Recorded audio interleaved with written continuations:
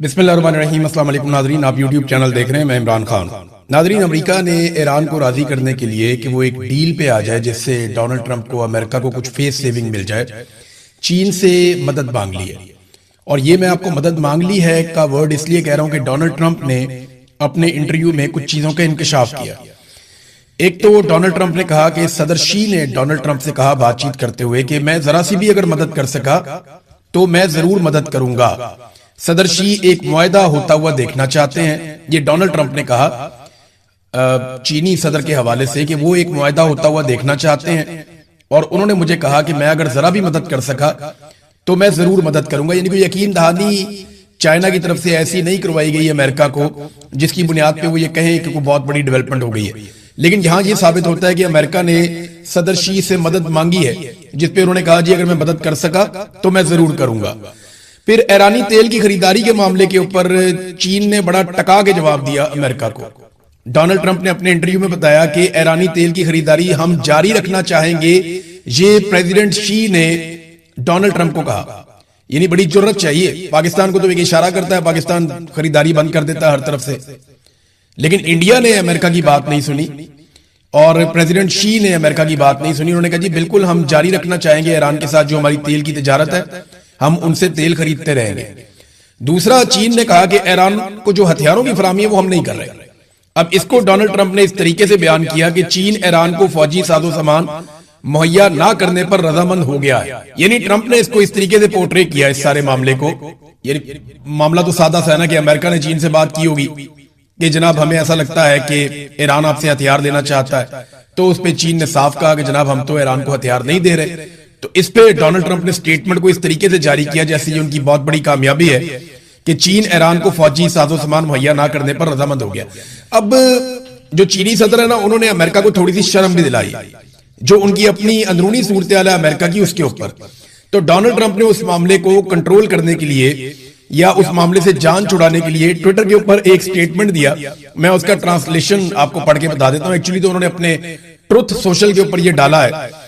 Donald Trump का बयान है कि जब सदर शी ने बहुत शाइस्तगी के साथ, यानी बड़े आराम के साथ, बड़े धीमे अंदाज में अमेरिका का तस्करा शायद एक जवाल पजीर मुल्क के तौर पर किया कि यानी अमेरिका को एक जवाल आ रहा है, ये प्रेसिडेंट शी ने जब कहा, तो डोनाल्ड ट्रंप अब उसका तर्जुमा कर रहे हैं कि एक्चुअली उनके कहने का मतलब क्या था।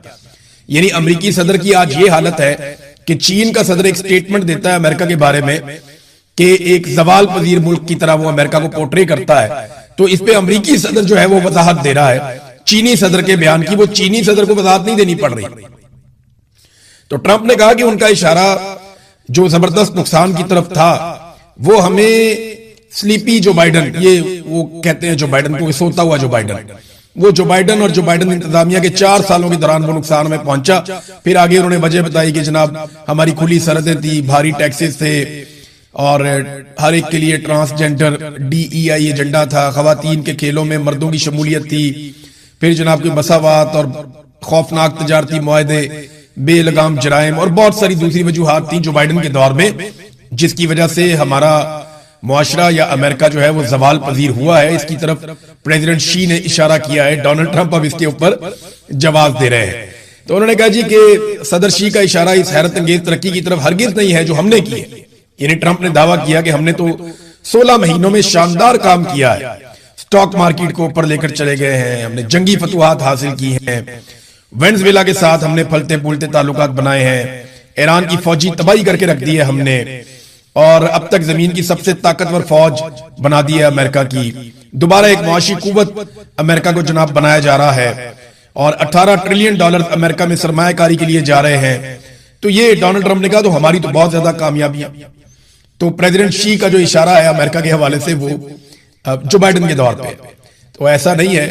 अब डोनाल्ड ट्रंप ज्यादा देर तक अमेरिकन को कहानियां नहीं सुना सकते। अमेरिकन बहुत समझदार हैं, वहां पे डेमोक्रेसी है, वहां के जो तजियाकार हैं, वहां का जो मीडिया है वो इसके ऊपर बात करेगा और चीजें सामने आती रहेंगी। अब नाजरीन, अमेरिकी सेनेटर हैं क्रिस्टियन गिलीब्रांड, इन्होंने एक इंकशाफ कर दिया अमेरिका में। देखिए अमेरिका ने मदद क्यों मांगी। सवाल तो यह पैदा होता है कि अमेरिका ने ईरान को राजी करने के लिए चाइना से मदद क्यों मांगी। उसकी 2 बहुत बड़ी वजूहात हैं।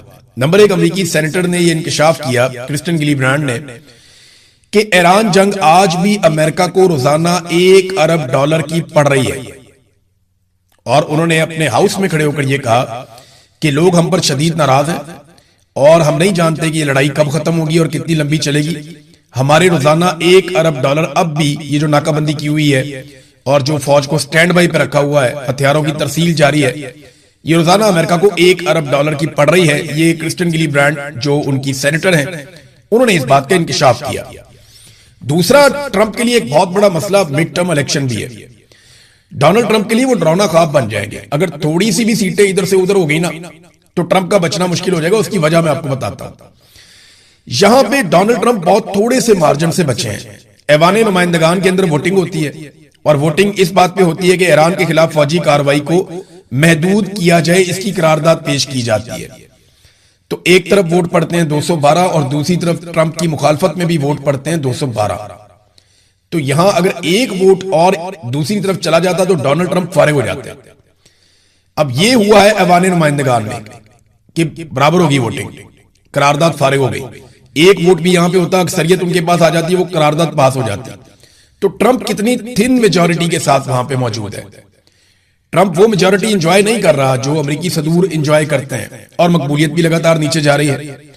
दूसरा, कांग्रेस की अप्रूवल जंग के हवाले से वहां पे करारदाद बार बार आई, वहां पे भी डोनाल्ड ट्रंप सिर्फ एक वोट से कामयाब होता है।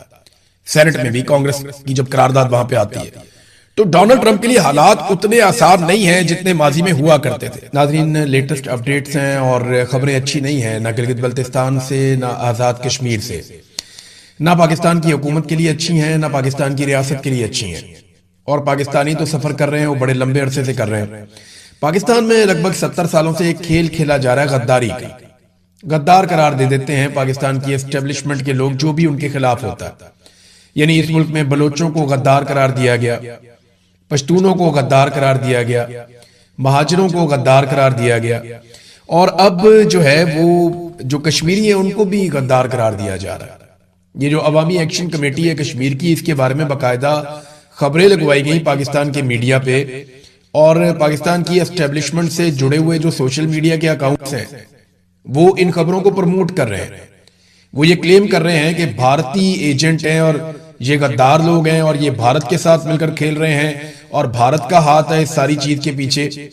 यानी अवामी एक्शन कमेटी जो है वो कश्मीरी अवाम के मुतालबात है, वहां के आम लोग हैं, उनमें से किसी एक ने भी ये मुतालबा नहीं किया कि वो पाकिस्तान से अलग होना चाहते हैं। उनमें से किसी एक ने भी कोई ऐसा मुतालबा नहीं किया जो पाकिस्तान के खिलाफ हो या पाकिस्तानियत के खिलाफ हो या रियासत पाकिस्तान के खिलाफ हो या कश्मीरी होने के खिलाफ हो। उनके तमाम मुतालबात अपने लोगों के हकूक के हवाले से हैं। वो अपने लोगों के सियासी आईनी हुकूक मांग रहे हैं, बुनियादी हुकूक मांग रहे हैं। तो ये मांगने में भारत का एजेंट होना कहां से आ जाता है? यानी पाकिस्तान में जो भी एस्टेब्लिशमेंट के मफाद के खिलाफ जाता है उसे एजेंट करार दिया जाता है। यानी हसास तरीन इलाका है पाकिस्तान का आजाद कश्मीर। वैसे वो एक अलग टेरिटरी है आइन के मुताबिक, तो अब वहां के लोगों को भी भारतीय एजेंट बना डाला। और गवाही के तौर पर पेश किया गया मेजर रिटायर गौरव आर्या का एक क्लिप। तो देखें, गौरव आर्या एक इंडियन रिटायर मेजर हैं, वो वहां पे पॉलिटिकल एनालिस्ट हैं। इसके अलावा वो एक दिफाई तज्जियाकार भी हैं। वो अपना उनका एक नुक्ता नजर है, उससे इख्तलाफ रहता है पाकिस्तानियों को अक्सर, और हम इख्तलाफ करते भी रहते हैं। लेकिन मेजर गौरव आर्या के क्लिप को उठा के उसकी बुनियाद बना के आप मीडिया पे ये खबरें चला रहे हैं कि आजाद कश्मीर में जो अवामी तहरीक है जो अभी खड़ी हो गई है हुकूमत के सामने, और माजी में हमने देखा कि उन्होंने बार बार एहतजाज भी किया, उनकी जानें भी गई, लेकिन इसके बावजूद वो अपने मुतालबात पे डटे हुए, उसको इंडिया के साथ जोड़ा जा रहा है। जो भी चीज भारत के अंदर नापसंद की जाती है वो पाकिस्तान के साथ जोड़ देते हैं, चाहे पाकिस्तान का उसमें कोई रोल ना हो। और जो चीज पाकिस्तान में एस्टेब्लिशमेंट नापसंद करती है उसको उठा के भारत के साथ जोड़ देती है। यानी गद्दार देने का ना एक खेल पाकिस्तान में चल रहा है बदकिस्मती से। इसी तरह आप लोगों ने इल्जाम लगाया बंगालियों के ऊपर कि बांग्लादेश के लोग जो हैं वो गद्दार हैं, उन्हें गद्दार करार दिया गया, उन्हें करार दिया गया कि वो इंडिया के साथ मिल गए हैं, और फिर हमने देखा कि मुल्क ही टूट गया। यानी इस खेल का कभी भी अच्छा अंजाम नहीं होता। जब आप नफरत फैलाते हैं तो ऐसा ही होता है। हमें बड़े लंबे अरसे तक बताया गया कि आसमा जहांगीर वो एक गद्दार है। और बहुत सारे लोगों के नाम लिए गए, पता चला वो गद्दार है। और पाकिस्तानी जो है वो बिलीव भी कर लेते थे ऐसी बातों पे, लेकिन जो लोग भी बिलीव करते थे आज वो सारे ही गद्दार हैं। यानी ये गद्दारी का खेल पाकिस्तान में अब नहीं हो रहा। फातिमा जिन्ना भी गद्दार थी। अगर कायदे-आज़म मोहम्मद अली जिन्ना जिंदा रहते तो उनको भी गद्दार डिक्लेयर किया जाता। जुल्फिकार अली भुट्टो वो भी एक गद्दार था। बेनजीर भुट्टो वो भी एक गद्दार थी। नवाज शरीफ भी अपने दौर में एक गद्दार रहा।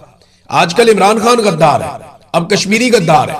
पाकिस्तान में सभी गद्दार हैं। अगर कोई गद्दार नहीं है तो वो पाकिस्तान की एस्टेब्लिशमेंट है, जिसे आप कभी गद्दार करार नहीं दे सकते, क्योंकि वो ये फैसला करते हैं कि किसको गद्दार कहना है, किसको नहीं कहना। लेकिन अवाम की नजर के अंदर चीजें अब बहुत मुख्तलिफ हो चुकी हैं। यानी हम अगर पाकिस्तान के अंदर आवाज उठाते हैं ना, यानी मिलिट्री एस्टेब्लिशमेंट से जुड़े हुए अकाउंट है, वो हमें रोजाना की बुनियाद के ऊपर गद्दार कहते हैं, मुल्क दुश्मन कहते हैं। वो कहते हैं जी कि हम भारत के साथ मिले हुए। हमारा क्या ताल्लुक है इस चीज के साथ? यानी पाकिस्तान में कोई भी इंसाफ की, कानून की बात करे, आजादी इजहार राय की बात करे, जमहूरियत की बात करे, इंसानी हकूक के लिए आवाज उठाए तो वो गद्दार हो जाता है। मारंग बलोच भी गद्दार करार दे दी गई, ईमान मजारी भी गद्दार करार दे दी गई, इमरान खान को आज गद्दार करार दे दिया। माजी में नवाज शरीफ गद्दार था, उससे पहले बेनजीर, आसिफ अली जरदारी ये भी गद्दार थे। हर एक शख्स को कभी ना कभी गद्दार, एएनपी गद्दार रही है बड़ा लंबा अरसा, फजलुर रहमान को भी गद्दार रखा गया पाकिस्तान में। तो इन सारे गद्दारों को एक दिन सर जोड़ के बैठना चाहिए और ये सिलसिला बंद करना चाहिए। आज राणा सनाउल्लाह साहब, या मैं राणा सनाउल्लाह का नाम इसलिए ले रहा हूं कि मैंने उनका एक क्लिप देखा थोड़ी देर पहले, ये सारे लोग आज एंजॉय कर रहे हैं। तो ये बात अपने जहन में रखें कि कल को इनको गद्दार बना दिया जाएगा। जब पाकिस्तान तहरीक इंसाफ के लोग एंजॉय कर रहे थे, इक्तदार में थे, उनके वहमो गुमान में नहीं था कि उनको कल को गद्दार बना दिया जाएगा। देखें आज तहरीक इंसाफ के लोगों को गद्दार बना दिया गया। तो आज अगर PMLN, people's party, ANP, MQM के दिमाग में यह बात है कि उन्हें गद्दार नहीं बनाया जाएगा, तो ऐसा नहीं है। फ्यूचर में वो भी गद्दार बन जाएंगे। जो सहाफी आज एस्टेब्लिशमेंट के साथ मिलकर खबरें दे रहे हैं, देखिए खबरें देना तो सहाफी का हक है, वो दें, लेकिन जो उनके साथ मिलकर खेल खेल रहे हैं, मैं उनकी बात करता हूं, जो उनके हाथों में खेल रहे हैं, उनको यह बात समझनी चाहिए कि गद्दार आपको भी बना दिया जाएगा। इस मुल्क में जब जब एस्टेब्लिशमेंट का मूड बदलेगा, वो गद्दारों को बदल देगी। एस्टेब्लिशमेंट डिवाइड एंड रूल करती है और इसी तरह उन्होंने ये चलाना। और तकलीफ होती है इस बात की, क्या पाकिस्तान इसलिए आजाद करवाया था कि हम सारे पाकिस्तान में गद्दार ही हो जाए? बलोच भी गद्दार है, पश्तून भी गद्दार है, बंगाली भी गद्दार थे, अभी पंजाबी भी गद्दार होते चले जा रहे हैं, अब कश्मीरी भी गद्दार है, मुहाजिर भी गद्दार है। वो पाकिस्तान में मुहिब्बे वतन कौन है? गद्दारों का लंडा बाजार लगा दिया पाकिस्तान में। और अब देखें ये कश्मीरियों के ऊपर इस तरह किया जा रहा है। कश्मीर में इजाफी नफरी तलब कर दी गई है नादरीन, और ये दो खबरें आई हैं मुझे वहां से। अब दोनों तरफ से तैयारियां हो रही हैं। एक तरफ जो अवामी ज्वाइंट एक्शन कमेटी है, उन्होंने ऐलान कर दिया और पब्लिक को कह दिया कि अगर अब आप खड़े नहीं होंगे ना, तो फिर आपको खड़े होने का दोबारा मौका नहीं मिलेगा। ये फाइनल राउंड आ रहा है और आजाद कश्मीर के लोगों को ये बात समझनी पड़ेगी। उनके हक के लिए कोई खड़ा नहीं होगा, कोई उनके हक के लिए आवाज नहीं उठाएगा। उन्हें अपने हक के लिए खुद आवाज उठानी पड़ेगी। ये पाकिस्तान की पूरी आवाम के लिए ये मैसेज है।